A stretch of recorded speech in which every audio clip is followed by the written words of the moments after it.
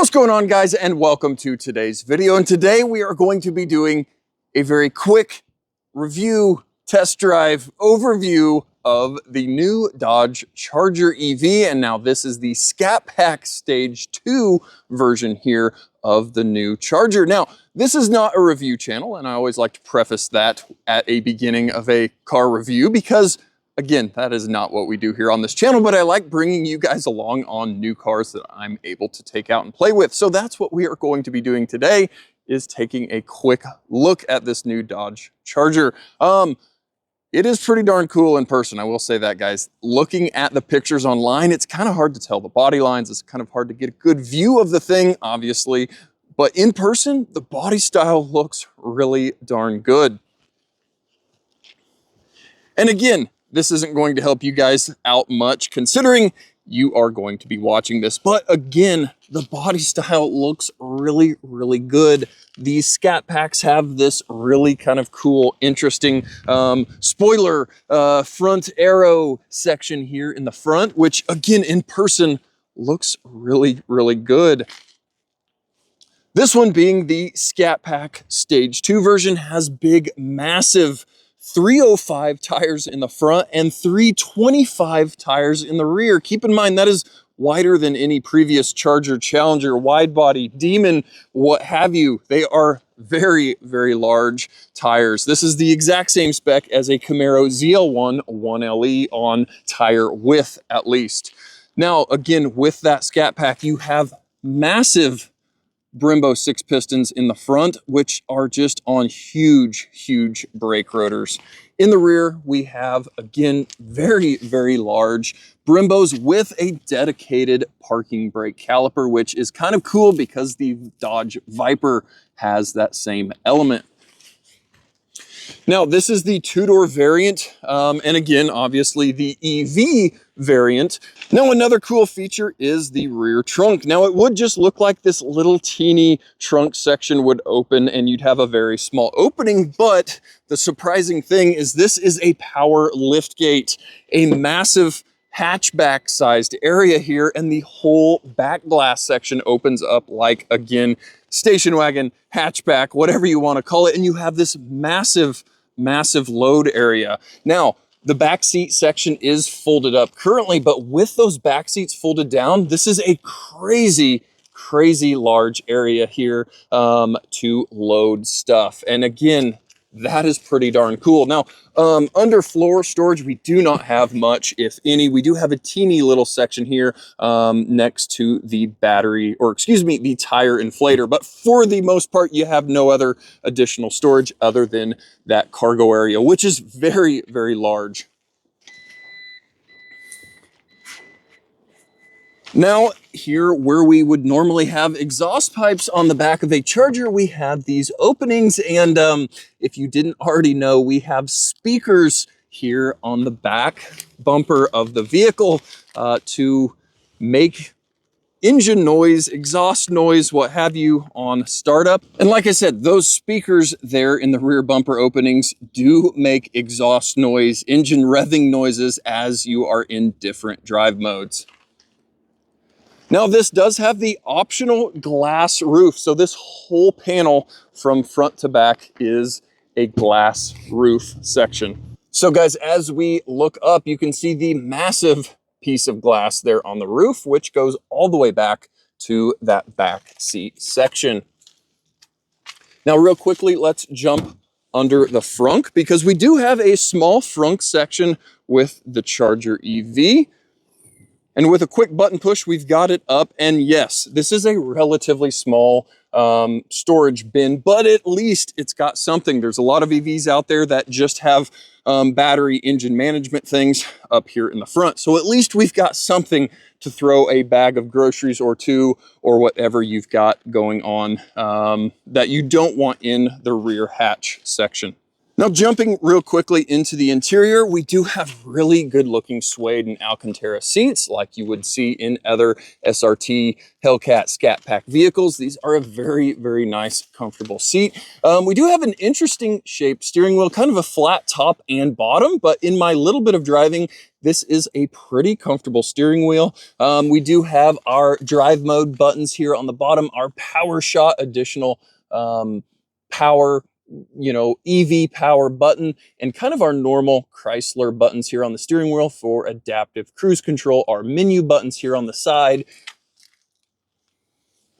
We've got some headlight controls, front control, panel dimmer here, wiper switch with our mist here on this side with our turn signals. Now on the interior, it's going to be kind of hard to see out here in the bright, but we do have ambient lighting that you can go in the menu, change all of the colors like you have seen on other vehicles. And we do have the pretty large cluster screen here to go along with that radio screen with Uconnect.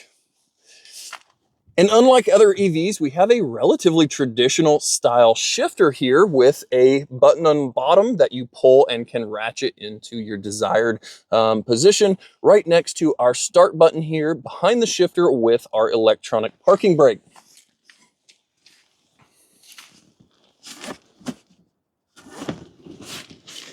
Now guys, jumping into the back seat, we've got a quick pull tether here on the back that manually folds the seat forward and then it will power itself forward, which is kind of an interesting touch. Now guys, jumping into the back, I don't know how well you can tell, but my 6'3" self, at least with this glass roof option, I'm able to sit up in a two-door vehicle, and that's kind of something to say. That's not often I'm able to sit in the back seat of a vehicle with, you know, sitting up fully. We do have a seat. We do have a center console here in the between the two seats here in the back. Now on the Scat Pack, we do have rear heated seats and two USB Type-Cs here for rear seat charging. Now guys, kind of some specs here on this Dodge Charger. Now the Scat Pack has 670 horsepower, 627 foot-pounds of torque, and has a starting MSRP of $73,985. That gets you 3.3 seconds 0 to 60, 11.5 second quarter mile, with this thing coming in at 69.54 curb weight. Now the battery pack is a 100.5 kilowatt battery pack, and this does accept 183 kilowatt DC fast charging here in the back with a CCS style charging port there at the back. Now, correspondingly, the RT variant starts at $59,500 for that starting MSRP, is a little bit lighter at $67,500, but does only get you 496 horsepower with 404 foot-pounds of torque. That brings your 0 to 60 up to a 4.7 second 0 to 60 and a 12.6 second quarter mile. All right, guys, so enough talking, enough numbers. Let's do a quick look under this new Charger EV. Now, it is an EV, so we're going to be seeing a whole lot of battery, but we'll at least be able to glance at the cool brakes, cool suspension, and then get this thing out on the road. All right, guys, so a quick look under the new Charger EV here. We've cut one wheel off just to show how massive these front brake rotors are. Not only the size or diameter, but the width of the rotors is absolutely massive. These are Brembo 6 pistons here on the front. Now, the rest of the underbody is pretty normal for an EV. We've got a big, huge, massive battery skid plate here. But again, those 305 tires on the front just are super wide. New suspension, of course. Moving along underneath to the rear of the vehicle, you've got the rear suspension with the 325 wide rear tires. You can see just the back section here of the rear drive unit. We've got some orange high voltage cables there. And then you guys can just make out the rear speakers. You've got 2 speakers there, and then we've got 2 additional speakers in those, what would be exhaust pipe holes there at the back. So there are 4 speakers on the back of this thing. There's kind of a decent view of those center 2. Now, one thing that is cool, we've got camber adjustment and toe length adjustment there, which is a first on a Charger Challenger platform. Up front, we only have toe adjustment, like a lot of vehicles. But again, cool there in the rear. You've got a little more adjustability than you ever previously have had with Charger Challenger platform. Taking a look up here, you can see just a little bit of the front CV shaft and front drive motor assembly there. But other than that, everything is pretty well covered with underbody fabric or that center battery skid plate. Okay, before we get out on the road, I do want to let you guys hear this exhaust or the speakers or whatever we're calling it. So I'm going to set the phone down. We're going to fire this thing up in the auto mode. I'm then going to click it over to track mode, which will make the idle louder. And then I will give you guys a few revs, EV revs. I'm not sure what we're calling it. And then we will get on the road.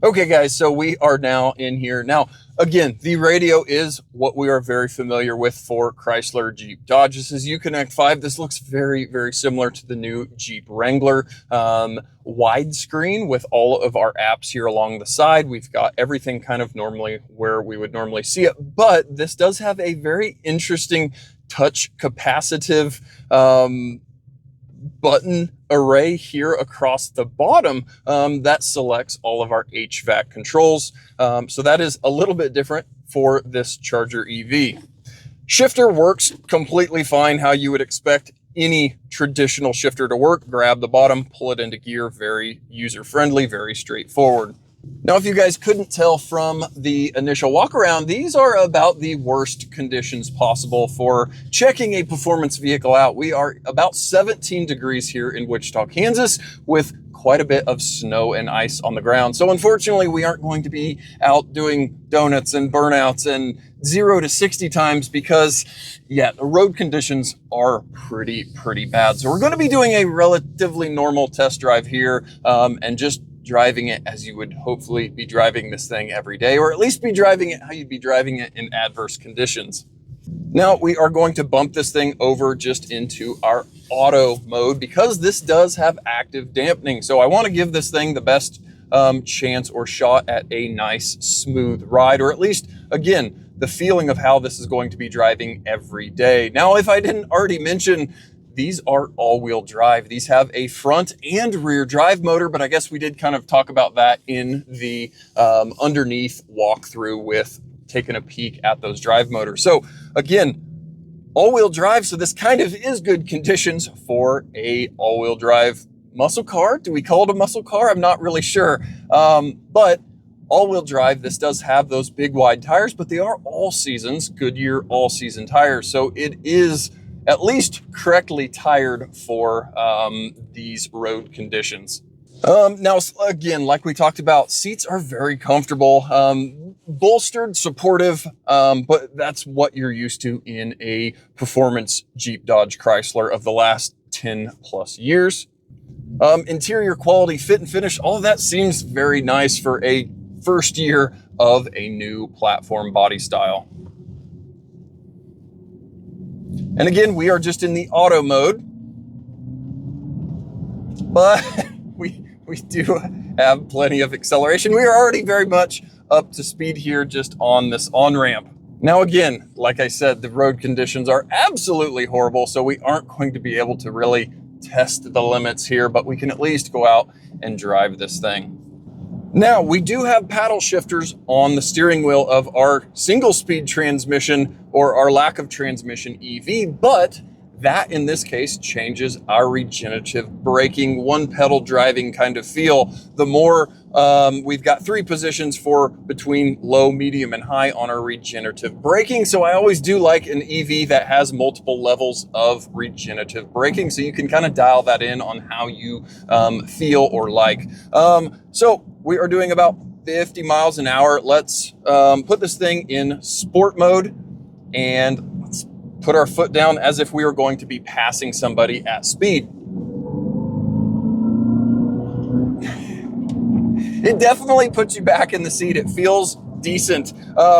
It's just such a different feeling from a normal vehicle where you are waiting on a transmission to downshift. You're waiting on everything. You're just kind of instantly accelerating. And it's just, it is very fun. I have owned 3 electric vehicles, and it's just such a different feeling, not having to worry about a gasoline engine, on feeling bad about putting your foot on the floor, or it being a cold engine or whatever. You're just always kind of feel very willing to put your foot down and accelerate quickly with an EV vehicle with very little mechanical sympathy. Ride quality and road noise. Now, with a 305 and a 325, you're gonna have road noise. You can't not have road noise when you have that much rubber beating down the asphalt, but it is not unbearable. It's not even overly loud, but you do hear road noise being, like I said, in a vehicle with this much tire. Wind noise, even with our glass roof, I can't really, we're doing 65 miles an hour, and I don't think I hear any wind howling, whispering over the top of the vehicle, over the mirrors. I really do hear nothing. So the only thing I'm really hearing is just that, road noise from those tires, and a little bit of our speaker ambient noise from the rear of the vehicle. Now, between the big, massive Brembo brakes and our regenerative braking, the thing's going to stop very, very well. I can't even tell if I was needing to add brake there or just let the regenerative braking slow the thing down.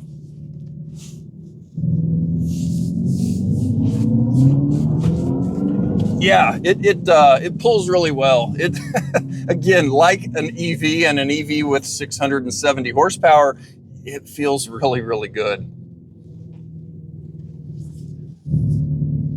Let's see. So we are going to accelerate onto the highway here. We'll come to a relatively complete stop and see if we can accelerate quickly.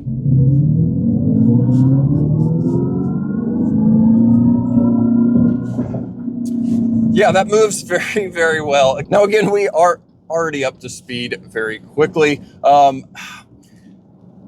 You're going to be using a lot of battery if you own one of these and are enjoying that EV torque off the line.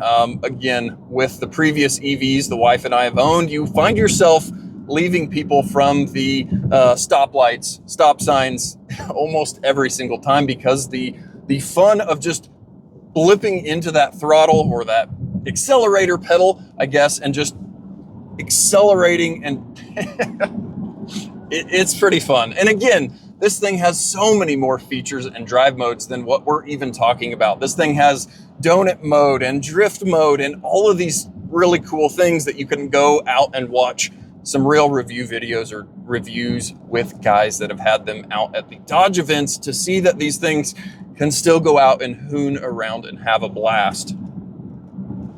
Now, range. The Scat Pack Daytona has a range of 241 miles. So you are taking a little bit of a range hit with the Scat Pack versus just the normal RT. So keep that in mind if you are planning on getting one of these, but you do take a horsepower hit, obviously, with the standard RT over the Scat Pack. And I think I'd take the horsepower. You guys know me. I would go with the higher horsepower than the slightly longer range, but it just depends on your use case. Now over into track mode. You guys can probably hear our now exhaust noise, our rear speaker setup in the rear bumper. It's pretty loud and droney in the cab.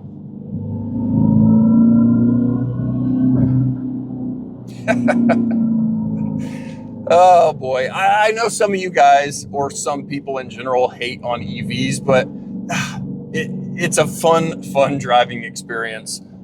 Yes, there are some shortcomings on traveling with charging, with range anxiety. You can't just stop at a gas station and fill up, but it's pretty fun having that instant torque off the line and accelerating up to speed or passing very, very comfortably.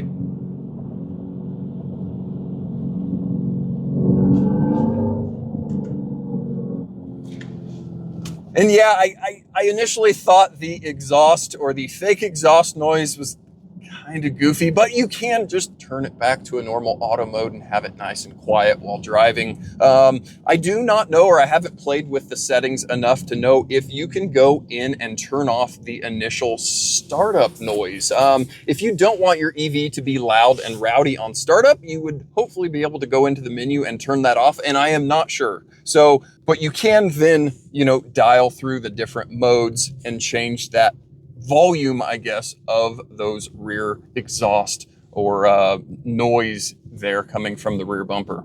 Well, guys, I think we're going to have to call our first drive a pretty good success. And like I said, road conditions are absolutely horrible. Maybe we'll get another one of these out once we are out back in some clear roads, some warmer temperatures, and we're able to kind of be a little more spirited with our driving. But guys, first overall impressions is I'm pretty happy with it. It accelerates well. The brakes, like we saw, are big and massive and feel well. It would be really interesting or fun to put one out on track and be able to actually hoon around with all of the different drift modes, donut mode, all of that, to be able to get the full experience. But we're not going to be doing that on public roads anytime soon. So guys, thanks for coming out with me on a horrible, cold 13-degree day and getting out in a new Charger EV Scat Pack Stage 2. That's quite a mouthful.